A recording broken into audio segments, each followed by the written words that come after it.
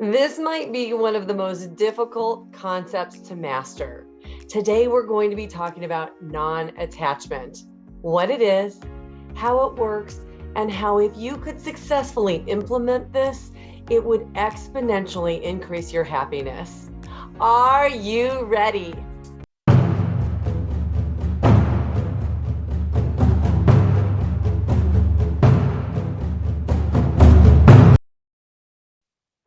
Non-attachment. We touched on this in module 2. Non-attachment is definitely a goal. And I want to stress that I do not mean unattachment, which would be a lack of caring. Non-attachment really means that I still care deeply, but I'm always trying to see things that I can't understand or reconcile in a non-attached way. In other words, instead of using my logical headspace and my ego to tease out how I would like a situation to unfold, how I would like a situation to resolve or turn out, I do not have a preconceived notion for an outcome.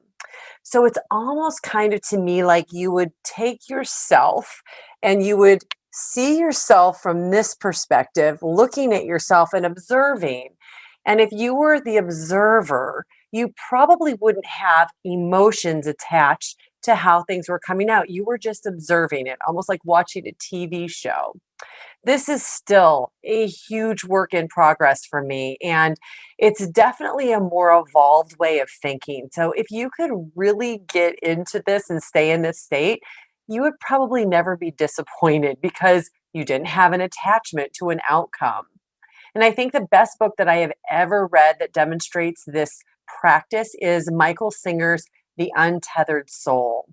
And I also think that this is probably the premise behind a lot of the thinking for the Eckhart Tolle books. But it's been about 10 years since I read one of his books when it was a recommendation on Oprah's book club. And I really back then just couldn't get into it. But if you can also get to a state of non attachment, you won't respond as strongly to situations. So, in theory, it makes it easier to attach and stay in elevated states of emotion. So, I think as humans, we have all these situations and we think that we know what's best for us.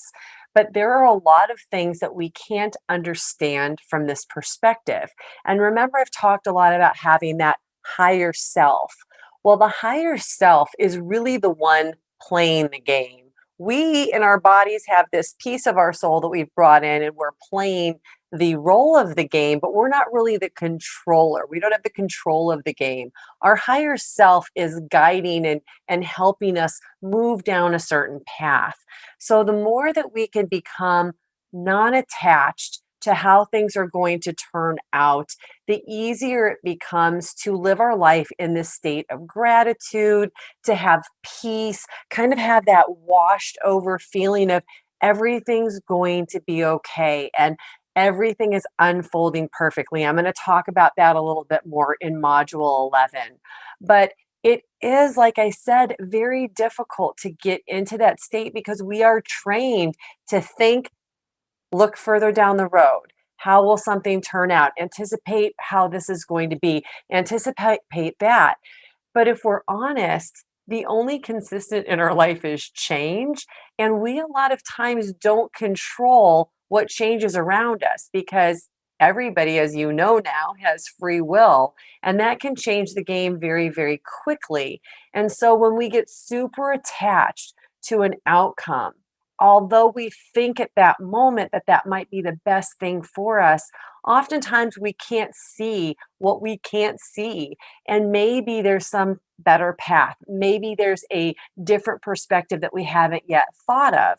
So if we can unattach from the outcome, we definitely can live in a more peaceful, blissful state. And that's why I said that this is something that's a work in progress, at least for me. Maybe you're doing better with this than I am, but I definitely think that it is a place that we are aspiring to be, because then life just seems to go much more smoothly. And hopefully we understand that we are being guided in a way that is for our highest and greatest good. So it's almost kind of having faith that the controller, the higher self, is putting us on a path to have these situations. And if we can just be more open to the possibilities, then I think that our lives overall wind up being happier.